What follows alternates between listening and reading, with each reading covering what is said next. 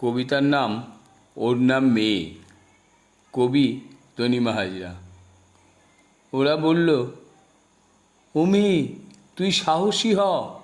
মেয়ে বলল, এতদিন ধরে তিলে তিলে তাই তো সঞ্চয় করছি, তবে যে পান থেকে চুন খসলে আমায় গালমন্দ দাও, নিন্দে করো। ওরা বলল, ও মেয়ে, তুই সব বাধা বিপত্তি কেটে বেরো। মেয়ে বলল, এতদিন ধরে তাই তো চেষ্টা করছি, তবে যে খালি আমার চারপাশে তোমরা বেড়া দাও, আর আমি কাটতে কাটতে হয়রান। ওরা বলল, ও মেয়ে, তুই দিগ্বিজয়ে যা।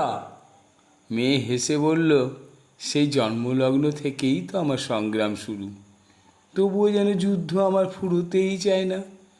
যুদ্ধ ছাড়া কোন জিনিসটা তোমরা আমাকে সহজে দিয়েছ?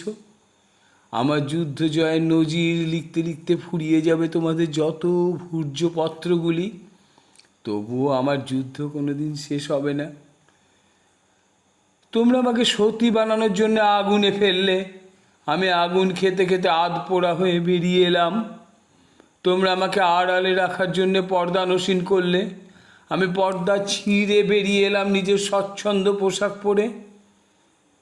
তোমরা আমার উপর একনায়কত্ব হাসিল করার জন্য জুনিতে তালা দিয়ে রাখলে, আমি তালা ভেঙে চিৎকার করে অর্জন করলাম আমার অর্গাজম।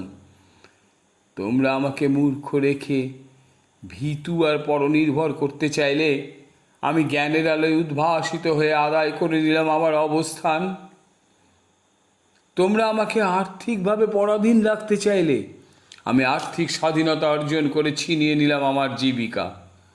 তোমরা আমার দিকে লোলুপ দৃষ্টি মেলে আমাকে আঁচড়ে কামড়ে বার বার বোঝাতে চাইলে, এই শরীরটাই আমার আসল সম্পদ আর আসল ভয়ের কারণ।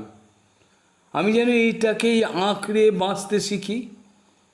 তখন আমি খড়গ হস্তে জিহ্বা নির্গত করে আমার ভীষণা রূপ দেখিয়ে বললাম, হয় আমায় ভয় পাও, নয় আমায় ঘৃণা করো, অথবা আমায় করজোরে প্রণিপাত করো।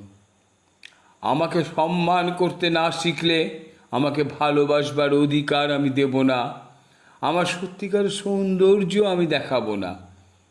মেয়ে বুঝতে পারল, যতই ওরা ওকে সাহসী হবার জন্য বাইরে থেকে মেয়েকে ধুয়ো দিক, আসলে মনে মনে ওরা সবাই ওর এই দুর্জয় সাহসটাকেই সবচেয়ে বেশি ভয় পায়।